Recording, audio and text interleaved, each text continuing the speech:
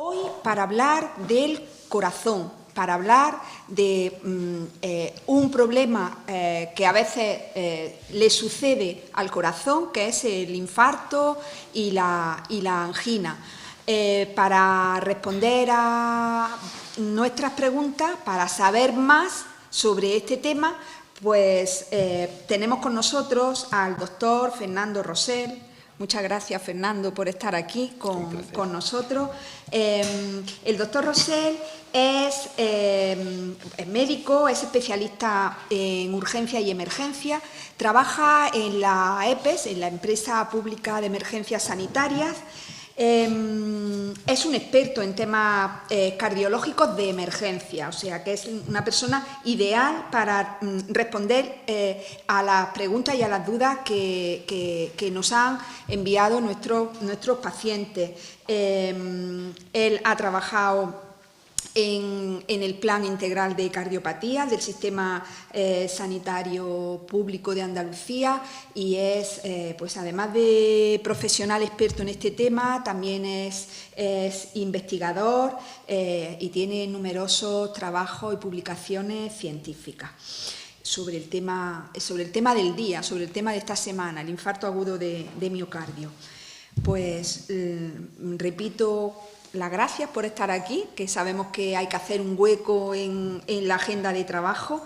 Y lo primero que queríamos saber, porque tenemos muchas preguntas que nos han enviado los pacientes a través del blog y a través del correo electrónico, preguntas que además están entrando también por las redes sociales, por Twitter, y hay muchas en torno a, ¿qué es esto del infarto agudo de miocardio? Porque siempre nosotros decimos, ¡ay, le ha dado un infarto! Esta persona parece que tiene un infarto.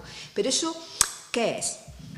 A ver, la enfermedad coronaria es un proceso que se va desarrollando a lo largo de la vida, ¿no? Es un proceso razonablemente conocido y que a lo largo de los años que vamos todos viviendo, pues va generando un problema dentro de la circulación de las arterias coronarias, ¿no? Hay un momento concreto en el que, por una serie de condicionantes, esa enfermedad coronaria, que lo que va haciendo son depósitos de placas que van obstruyendo la luz en las arterias coronarias, de repente una placa se rompe y genera un problema agudo. Sobre esa placa que se rompe se forma un trombo que ocluye el vaso. Y entonces, pues bueno, recurriendo a un símil básico de fontanería, tenemos un tapón en una tubería. Cuanto más importante sea el vaso, cuanto mayor sea el calibre de esa tubería, pues mayor es su repercusión. Más número de vecinos, en este caso más número de células del corazón, se quedarían sin aporte de oxígeno. El aporte de oxígeno es fundamental y a medida que pasa del tiempo, nuestras células, el miocardio, se va deteriorando. Por eso es imprescindible restablecer el flujo en esa tubería que se ha ocluido lo antes posible. Por eso se conoce como uno de los factores o uno de los procesos clásicos que llamamos tiempo dependiente. A medida que transcurre el tiempo desde que se produce la oclusión, desde que comienzan los síntomas, la probabilidad de que el paciente le vaya mejor va disminuyendo a medida que se retrasa el inicio del tratamiento. O sea que cuando aparece el infarto es importante actuar rápido, que los servicios sanitarios intervengan rápidamente, porque eso mejora las posibilidades de ese corazón. Cambia, no solo mejora, sino que cambia drásticamente el pronóstico final del paciente. Lo cambia en términos de supervivencia y lo cambia en términos de las consecuencias finales. O sea que se puede salvar más personas y además las que con mejor calidad de vida. Con mejor calidad de vida. ¿Y cómo se nota? Porque esto ocurre en un momento. En un momento concreto, el paciente, el cuadro típico, vamos a definirlo, el cuadro típico es un dolor opresivo, centrotorácico, ¿no?, en el área retroesternal, y que normalmente se acompaña de algunas características. Las fundamentales suele ser que el paciente empieza a percibir una cierta sensación de gravedad, empieza a tener síntomas que llamamos nosotros vegetativos, es decir, síntomas acompañantes de esa situación, sudoración, un sudor frío, esa sensación de malestar, sensación de náuseas, incluso llega a vomitar, y con mucha frecuencia el dolor desde esa zona centrotorácica pues se irradia hacia la base de la mandíbula, se irradia hacia el brazo izquierdo. Esas son, digamos, 3 de cada 4 presentaciones, por decirlo así, ¿no? 3 de cada 4 pacientes, un poquito menos, pero bueno, en 3 de cada 4 casos eso es lo que sucede. Un dolor opresivo que se siente como una losa, que puede tener una sensación de dificultar la respiración, que el paciente empieza a encontrarse con una sensación de lo que me está pasando es grave. Sudoración, náuseas, etcétera. Pero no siempre es así. 3 de cada 4 casos les pasa eso, y al uno, y al otro uno. Y el otro caso es lo que llamamos nosotros presentaciones atípicas. Hay muchas veces que los pacientes, por diversos motivos, en lugar de tener ese cuadro de dolor, el dolor no es estrictamente centrotorácico, sino que comienza un poco en la boca del estómago.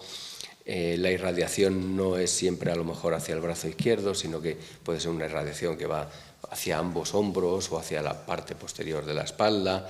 Y hay veces, que es uno de los elementos, uno de los retos que tenemos para diagnosticar el infarto lo antes posible, hay veces, sobre todo en poblaciones digamos con menor percepción del dolor, fundamentalmente pacientes más mayores, pacientes diabéticos que tienen una percepción, unos cambios en una cierta distonía, y entonces la percepción del dolor se modifica.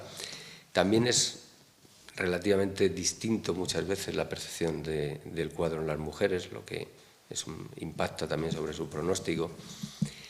Y en esas situaciones uno de los elementos clave es tener siempre en mente que hay un 25% de pacientes que se nos pueden escapar si no hacemos lo básico, que es preguntar y hacer un electro lo antes posible. O sea que las personas mayores, las personas con una diabetes y las mujeres pueden sentir menos esos síntomas que nos contaba antes. Pueden tener más presentaciones atípicas. ¿Y qué notan? Más presentaciones atípicas. Pues el dolor no es tan centrotorácico, el dolor no se irradia con esa forma típica. Hay veces, que eso es mucho más típico en pacientes mayores, en cuanto más ancianos, más todavía, que el paciente comienza por una sensación de dificultad para respirar y un malestar indefinido, o muchas veces comienza por lo que llamamos un cuadro vegetativo intenso. El paciente de repente empieza a tener una palidez, sudoración, un malestar que no sabe explicar bien y finalmente acaba o no con dolor torácico, ¿no? Pero nosotros debemos intentar dar una respuesta a esa fase inicial para que no se nos escapen esas presentaciones atípicas que son prácticamente el reto mayor que tenemos en la fase de diagnóstico del infarto. Vale. También nos preguntan algunas personas la diferencia entre el infarto y la angina. Básicamente es muy sencilla. Cuando esa placa se rompe, salen al torrente sanguíneo una serie de productos que generan la formación de un trombo. Cuando el trombo tapa completamente la luz, hablamos de infarto. Y cuando queda un cierto flujo, hablamos de angina. Esto, digamos, es una explicación coloquial, por decirlo de alguna manera, ¿no? Desde el punto de vista científico definimos infarto cuando al final lo que nosotros podemos, analizando la sangre del paciente, obtenemos datos de que ha habido un porcentaje de muerte de células, ha habido pérdida de miocardio, ¿no? Pero para que, digamos, para entendernos sobre todo en una aproximación inicial, digamos que cuando tenemos una oclusión total hay que correr mucho, hay que abrir y hay que restablecer el flujo lo antes posible. Estaríamos hablando de ese escenario de infarto. Cuando hablamos de una oclusión parcial, queda un cierto flujo que no es suficiente, que puede dañar al miocardio, pero esa restricción del flujo nos condiciona a intentar inicialmente, sobre todo, evitar que la obstrucción sea completa y intentar, en la medida de lo posible, luego restablecer y normalizar el flujo en la arteria. Pero tendríamos, digamos, una especie como de balance para que me entiendan los pacientes en general, como un balance como de gravedad o de intensidad, ¿no? Una trombosis oclusiva que no deja pasar sangre es un infarto, hay que correr, hay que abrir el vaso.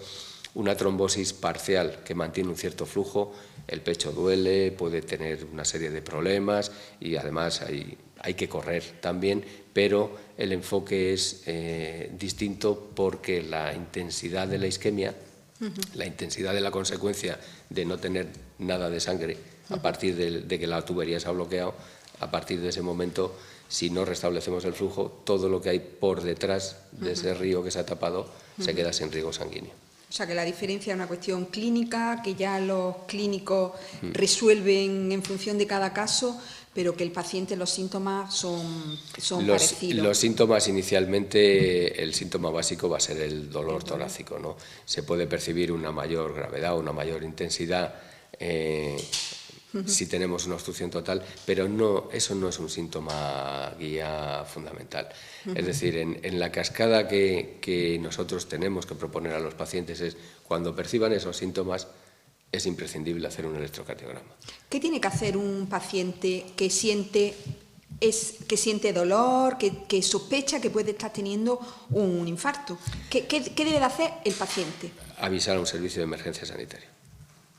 ¿Cómo se avisa a un servicio de emergencia? En el caso de Andalucía, llamando al 061. Llamando al 061 ante la sospecha de... Efectivamente, ahí le haremos un cuestionario, es un cuestionario protocolizado, con una serie de preguntas estandarizadas y además dirigidas a categorizar la situación, y nosotros tomaremos la decisión que requiere el momento. El paciente tiene que derivar la responsabilidad y tiene que contactar lo antes posible con un servicio de emergencias extrahospitalarias. Primer consejo básico, llamar al 061, no tenemos que inventarnos nada más. Llamar al 061. Nada de ir por tus medios, nada de aviso a un vecino, nada de avisar me quedo a un vecino, pensando, de coger el coche. Nada de pensar esto se me va a pasar, me voy a tumbar un rato, no. Se descuelga el teléfono y se llama. Y a partir de ahí es como se inicia de verdad la cascada que puede resolver el problema. Muy importante para todas las personas que nos están oyendo, y muy importante especialmente en aquellos casos en los que a lo mejor los síntomas no son tan claros, los que hemos visto siempre en la tele o los que nos han contado en la calle, ¿no? Sobre todo para las personas mayores, las personas que tienen una diabetes o las mujeres, ¿no? Que tienen ese malestar, ¿qué me pasa? ¿Qué me está pasando? Estoy mal, me siento mal y tengo ese malestar.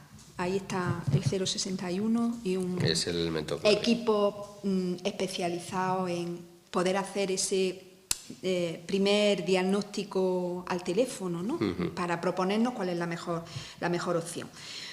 Y en el caso de que se sospecha que hay un infarto, que se puede estar produciendo ese accidente en el corazón, ¿qué consejo le daríamos a la persona o a la gente que lo está acompañando? ¿Qué hay que hacer? Porque también ahí hemos visto muchas cosas en la televisión. Son cosas muy espectaculares. De forma muy sencilla. Lo primero, reposo.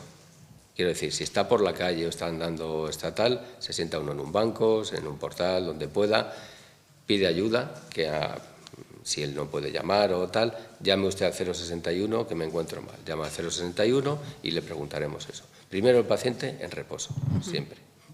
Si está en un escenario, que puede ser su casa o puede ser tal, y no es alérgico, nosotros le diremos, pues puede usted tomar media aspirina o tal. Pero básicamente no me gustaría dar demasiados consejos sobre qué debe hacer un paciente, porque prefiero que se queden con un consejo central, y es que llámenos, porque nosotros luego le vamos a dar todos los consejos. Claro. Entonces lo único básico sería reposo, cese de la actividad, reposo, que conserve la calma y que nos llame.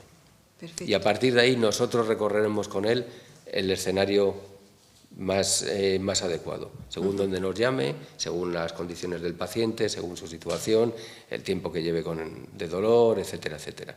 Entonces, yo entiendo que a la población pues, le gusta saber, pues me tomo la aspirina, o si yo tengo cafinitrina en casa me la tomo, tal, y se pueden dar esos consejos, pero está absolutamente ya consolidado y absolutamente demostrado que el primer eslabón debe ser los servicios de emergencia, y es el primero que reduce la mortalidad. Y además de reducir la mortalidad, las cosas bien hechas impactan directamente en la calidad de vida posterior que tiene el paciente. Con lo cual, prefiero que no se queden con la duda de me tomo aspirina, me tomo si yo tengo mi padre tiene pastillas de tal o el abuelo tiene, llámenos. Y entonces nosotros le guiaremos. Llámenos porque evitamos consejos malinterpretados o consejos erróneos o problemas de interacción. Hay un elemento clave, llámenos. La base es un reconocimiento precoz y la realización de un electrocardiograma lo antes posible. Si pudiéramos en los primeros 10 minutos desde que nos ha llamado, sería un éxito completo. ¿Qué se va a encontrar una persona que desgraciadamente tiene que tiene que hacer esa llamada al 061? ¿Qué se va a encontrar al otro lado del teléfono? Al otro lado del teléfono lo primero que se va a encontrar es una petición de datos básica. ¿Dónde está? ¿Cómo podemos llegar hasta él? Esto es una cosa curiosa, pero muchas veces, muchas veces dentro de los nervios la gente te llama y no, pues estoy aquí. Es claro, como si tú pudieras ver dónde está, ¿no? Necesitamos una dirección concreta y una referencia clara para poder acceder al paciente. Eso es lo primero que necesitamos. Y tienen que mantener la calma y tienen que entender que si no nos dan esa referencia no podemos ayudarles. Claro. Ese es el primer elemento.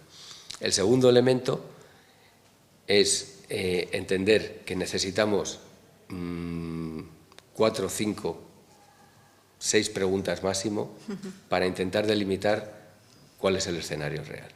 Porque no hay que olvidar que nosotros estamos hablando ahora de un paciente que tiene ese cuadro, pero nosotros recibimos, pues en Andalucía son millones de llamadas. Claro. Entonces, los recursos son los que son y tenemos que discriminar si un paciente tiene probabilidad o requiere una investigación ante un posible cuadro isquémico agudo.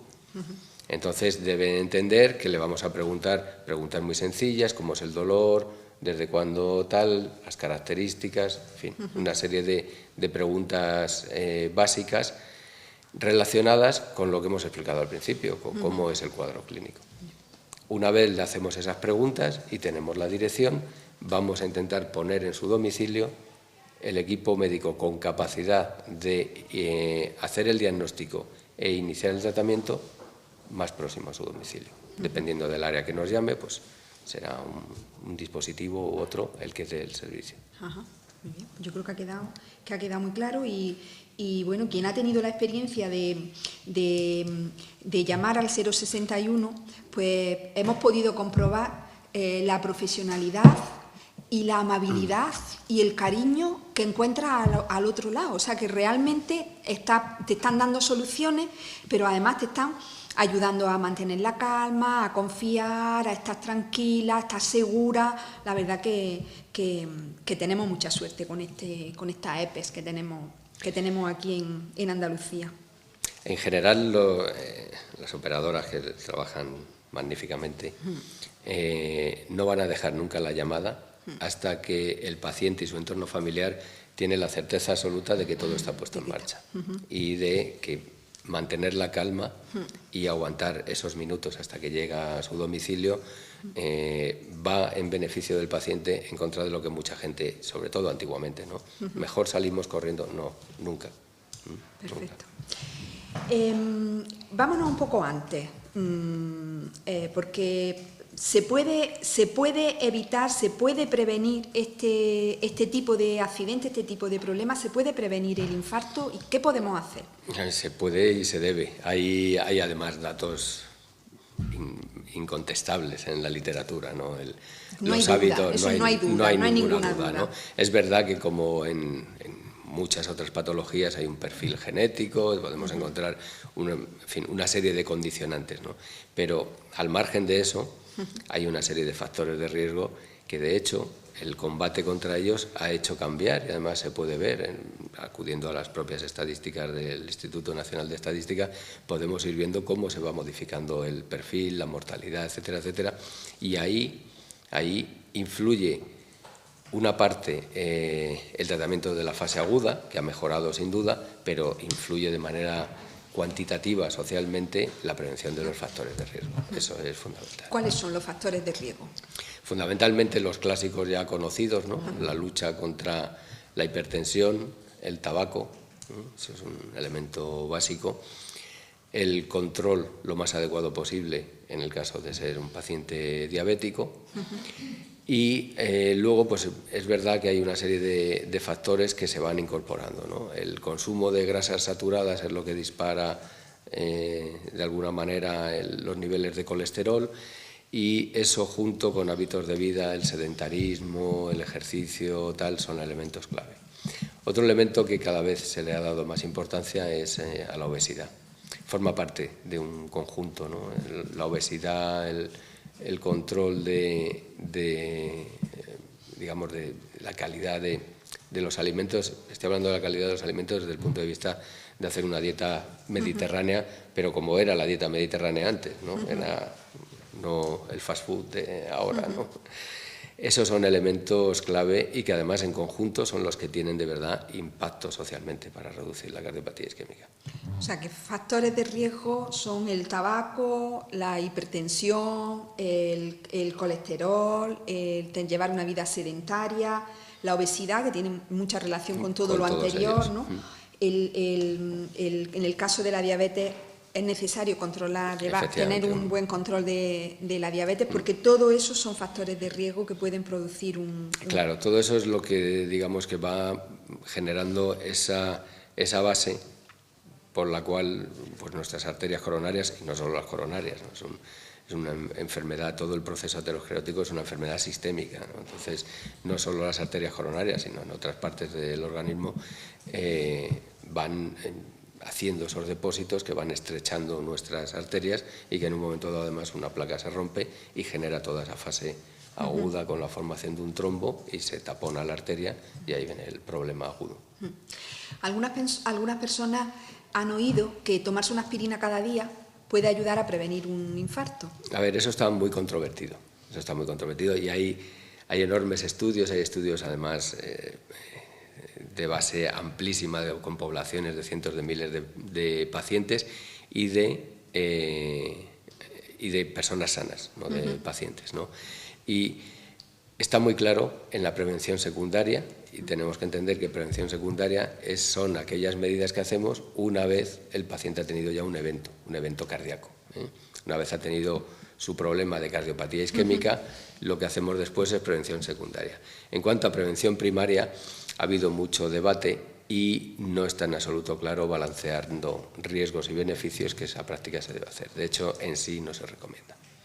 O sea, que no se recomienda. Claro, porque en prevención primaria estamos hablando que tendríamos allí pacientes con muy diferente nivel de riesgo de tener esos problemas, y sin embargo el incluir una medicación, como es la aspirina, como cualquier otra medicación, tiene unos efectos secundarios, aunque es en una proporción muy baja.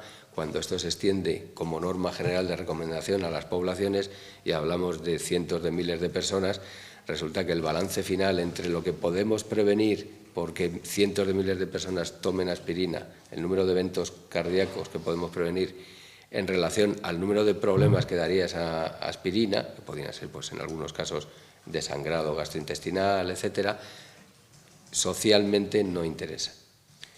Un escenario distinto es una vez el paciente ha tenido ese evento, a partir de ahí la antiagregación con la aspirina y otros nuevos fármacos que se deben usar, especialmente cuando se hacen determinadas intervenciones, es un elemento básico de prevención secundaria que hay que seguir sí o sí. O sea que, como en otros casos el tratamiento es individualizado, nuestro médico nos dirá qué es lo que más nos interesa, lo que más nos conviene, y aunque la aspirina sea un fármaco amigo que conocemos de toda la vida y que todos lo tenemos en casa, también tiene problemas, ¿no? Para tomarlo de una manera sistemática y de por vida y por nuestra cuenta. Y sobre todo no controlada. Claro. Entonces, en ese sentido, Internet aporta mucha información, pero no debe aportar la decisión. ¿Tan importante es el tabaco? El fumar, para hacernos una idea, Hay un concepto en medicina, ¿no?, que se llama el número necesario de tratamientos, ¿no? Y eso lo que quiere decir es ¿a cuántos pacientes tengo que tratar yo con esta sustancia nueva que ha salido en el mercado para evitar que un paciente tenga un infarto, por ejemplo, ¿no?, o fallezca, o podemos poner el ejemplo que sea, ¿no?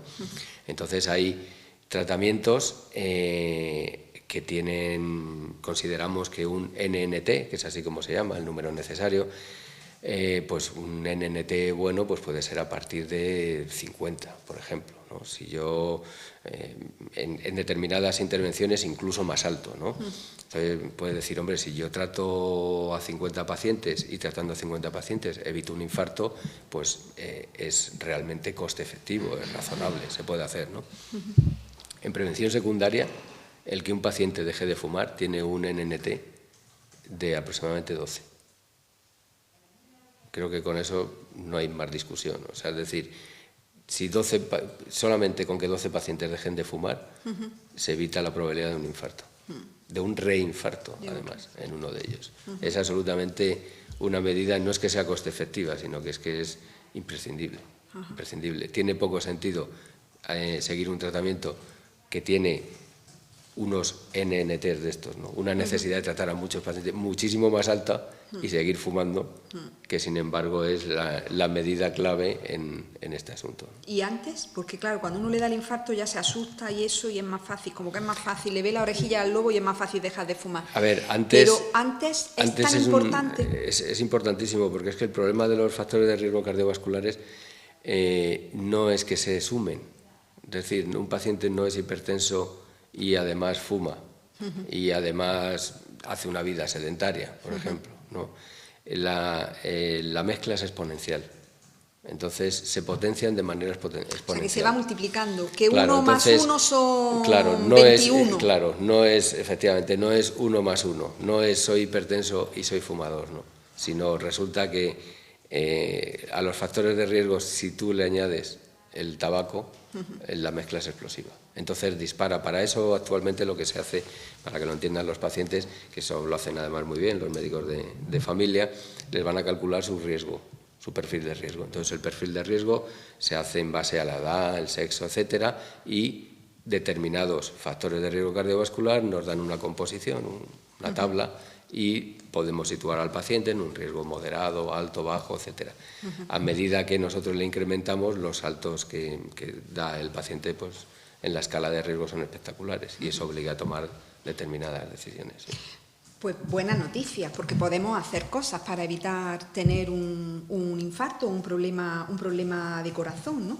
Está en nuestra mano, aunque sea difícil, y esto que hablamos tanto de la vida sana, pues tiene su sentido, ¿no? En la Escuela de Pacientes, en www.escueladepacientes.es, ya conocéis tantos recursos como hay para ayudar. Tenemos un blog de cocina donde todas las semanas se cuelgan recetas y se dan consejos de dieta mediterránea, recetas buenísimas, súper sabrosas y que además contribuyen a que estemos sanos.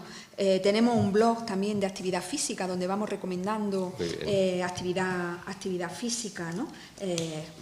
Juegos, ejercicios, y vamos comentando las distintas tendencias que hay ahora, ¿no? Que antes solamente era, pues vaya usted a andar media hora, y ahora hay cantidad de cosas que podemos hacer y disfrutar con ellas, ¿no?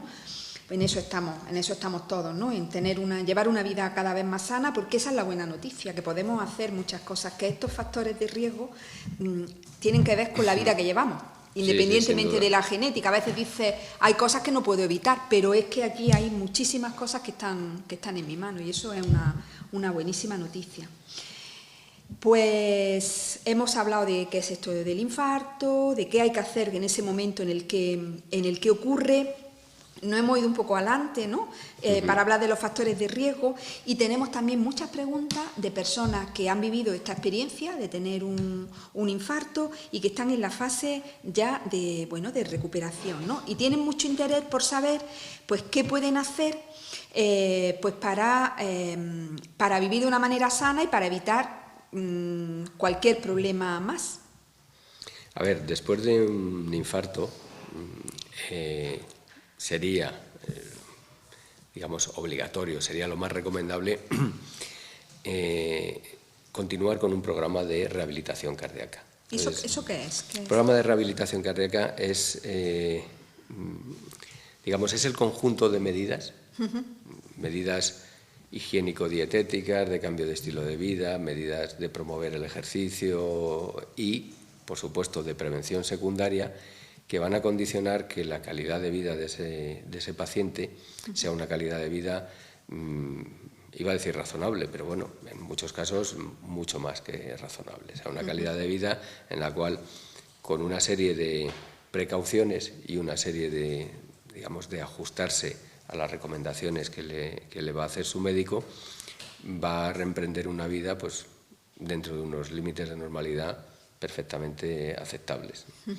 Entonces, son un conjunto de medidas que tienen, podemos decir que por un lado va toda esa parte de prevención secundaria, farmacológica, tal, va una cierta parte de reeducación, eso de abandonar el hábito tabáquico es clave, como hemos dicho, y va una parte en la que de verdad hay que convencer al paciente que tiene que hacer ejercicio.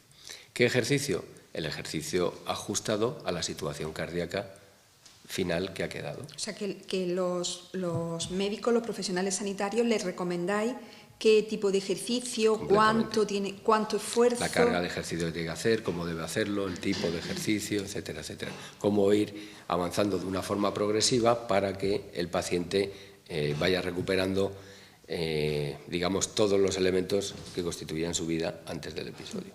Porque en esta situación nos encontramos con personas que les da mucho miedo todo, que no quieren moverse, y con el otro extremo, con personas que dicen no he andado nunca, pero ahora me voy a dar una caminata cada día porque esto así lo arreglo yo, ¿no? Entonces, el ni una cosa ni otra, consejo ¿no? vuelve a ser el mismo, tiene que ser algo controlado y dirigido por el médico.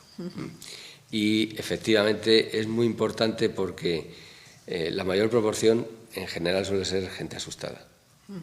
Los pacientes pues se quedan con una sensación de que han vivido un momento que ha estado en una frontera que podía haberles costado caro, y a partir de ahí hay muchas veces que queda un cierto miedo residual a recuperar tu vida, ¿no? Y eso hay que combatirlo claramente. Y para eso no hay nada mejor que, bueno, ir siguiendo los pasos poco a poco, de manera que uno vaya viendo que recorriendo un camino guiado por su médico se puede encontrar con que va recuperando su nivel de vida, ¿no? Por otro lado, es cierto también, muy cierto y muy oportuno lo que comentas, porque tenemos otro porcentaje de pacientes en los cuales es verdad que cuando en el infarto, y cada vez más se está haciendo muy bien por los servicios sanitarios públicos, cada vez más, hay veces que cuando se trata muy rápido y funciona muy bien la coordinación y efectivamente cada vez es un número mayor de pacientes, el paciente lo vive pues como que ha tenido una situación de un momento tal, pero el paciente enseguida es atendido, se le lleva directamente a una sala de hemodinámica, se le hace un cateterismo, se abre la arteria, se le coloca un stent o dos, se pone, en fin, esa situación que tal, y poco más o menos en 3 días está en su casa, con lo cual llega un momento en el que esa vivencia, que antes era una vivencia dramática con muchos días de ingreso hospitalario y tal, ahora se vive casi como un mal menor, ¿no? Y entonces no hay ni que pasar de la frontera del susto a recuperar la vida a, bueno, pues hombre, sí, era una situación complicada, pero la verdad que se zanjó bien y yo sigo con lo mío, ¿no? Hay que ser consciente que es una situación que todavía tiene una enorme mortalidad en nuestro país, y en nuestro país y en todos los países. Pero quiero decir en nuestro país porque la cardiopatía isquémica sigue siendo pues, la principal causa de muerte en hombres, la segunda en mujeres, y eso es algo en series históricas, ¿no? Pues es lógico, ¿no? Es la enfermedad, digamos, por excelencia de los países de nuestro entorno, de lo que podríamos decir el primer mundo, por decirlo de alguna forma. Entonces, es verdad que esa percepción ha ido cambiando porque el tratamiento de la fase aguda ha cambiado radicalmente y el pronóstico de los pacientes ha cambiado radicalmente, y lo que hay que conseguir ahora es que salgan mentalizados con, a partir de ahora, la prevención secundaria implica que sigo los consejos sobre medicación, pero no solo la medicación es la prevención secundaria. Tengo que recuperar mi vida, el ejercicio, los hábitos, etcétera, etcétera. hacer algunos cambios en la vida y recuperar otros que nos viene bien y que son saludables. O sea, que el consejo sería que no hay que tener miedo, porque el miedo paraliza, pero sí que hay que ser prudente y tener respeto y dejarse guiar y dejarse acompañar por quien sabe de estas cosas. Y preguntar todo lo que Preguntar sin ningún miedo. ¿Puedo hacer ejercicio? ¿Puedo hacer esto? ¿Puedo volver a trabajar? ¿No puedo volver a trabajar? ¿Qué tengo que hacer? ¿Si me pasa? ¿Si no me pasa? En fin, preguntar, ¿no?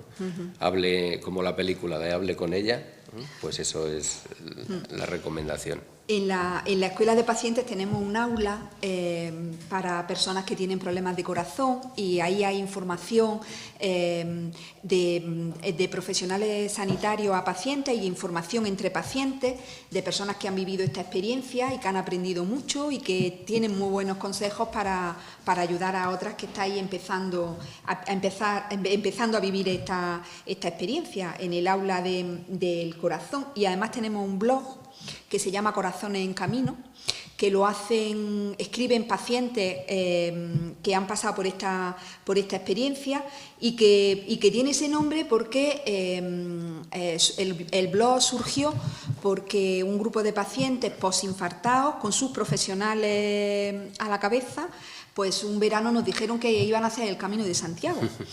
Y entonces, bueno, les dijimos, oye, pues ir contándonos, ir mandándonos fotos, ir contándonos las etapas del camino. Y entonces abrimos el blog siguiendo la expedición de la unidad de rehabilitación cardíaca del Hospital de Valme, precisamente, con un grupo de pacientes que hacían el Camino de Santiago. Le llamamos Corazones en Camino y así se ha quedado con el nombre del blog, ¿no? Os recomiendo que lo visitéis porque probablemente encontréis experiencias y consejos que os ayuden. Aprovecho una palabra de estas raras que ha utilizado y que hay alguna persona que nos pregunta por ella, ¿no?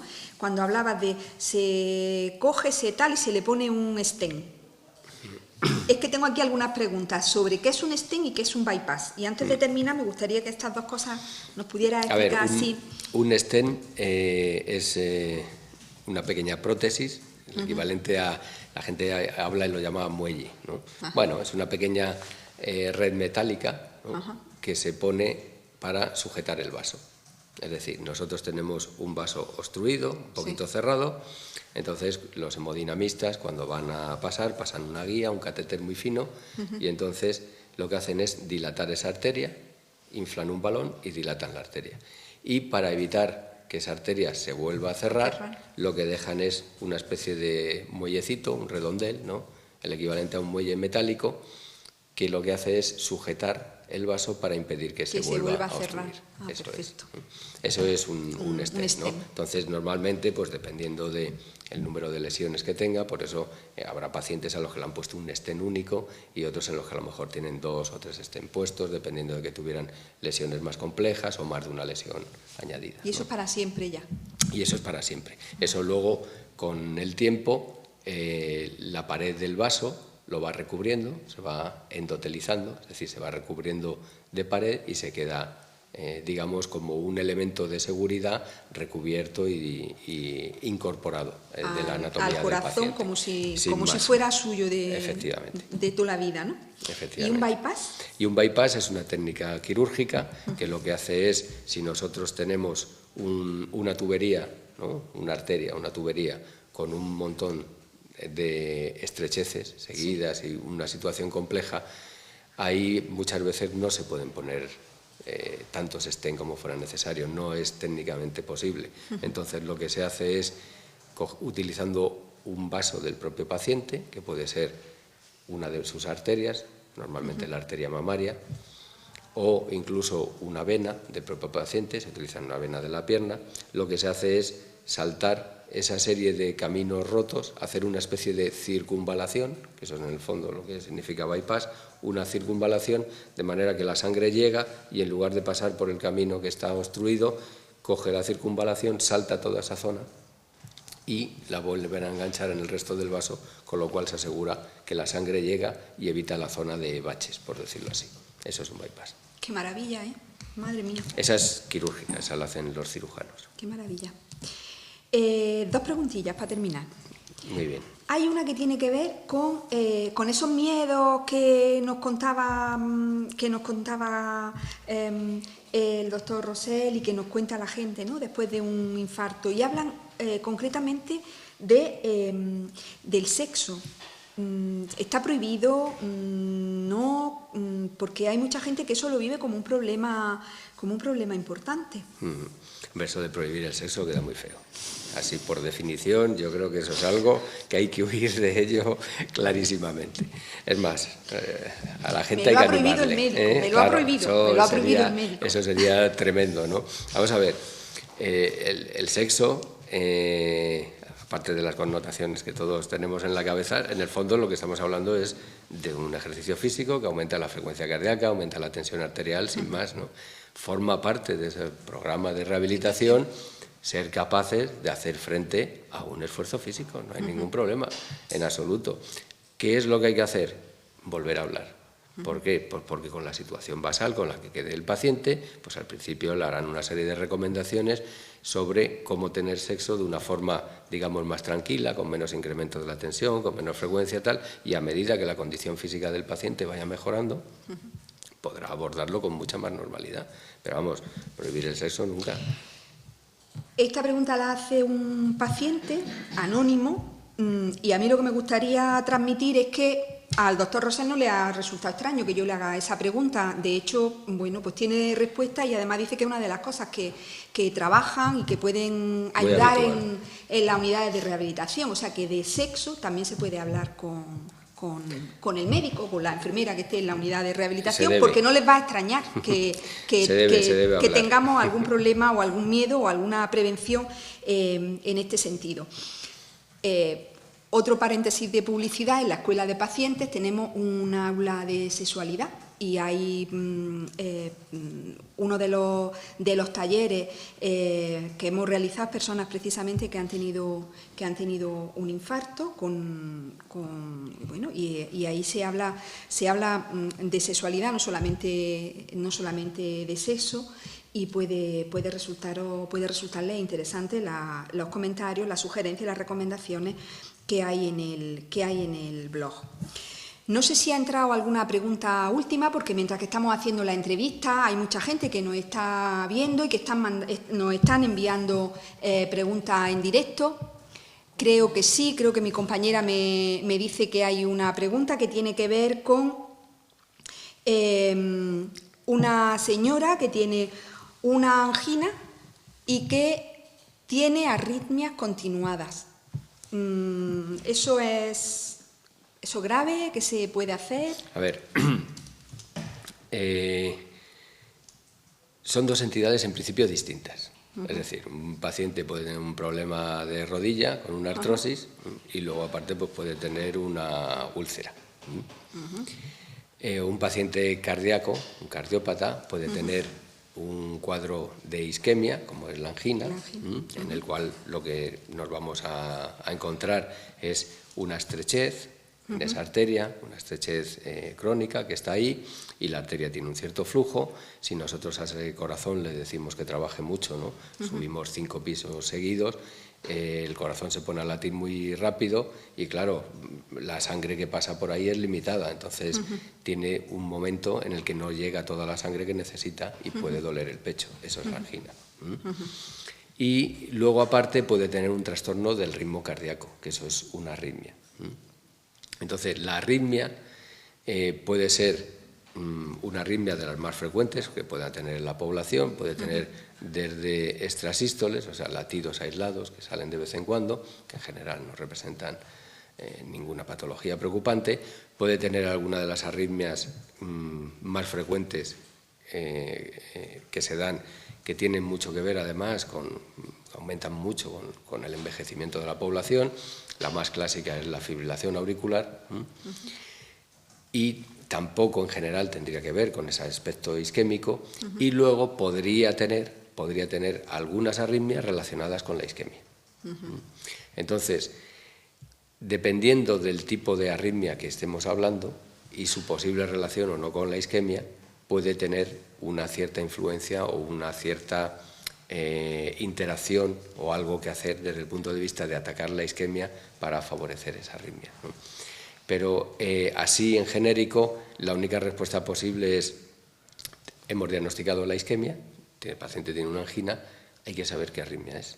O sea, que una vez más, el consejo es que... Porque no es lo mismo un tipo de arritmia a otra, no es lo mismo que tenga una arritmia, bueno, pues de las que con más frecuencia afectan a la población y tal, pues atípica la fibrilación auricular, por decirlo de alguna manera, o que tuviera una arritmia que se desencadena cuando le duele el pecho y cuando tiene esas crisis de isquemia. Entonces estaríamos hablando de otro escenario.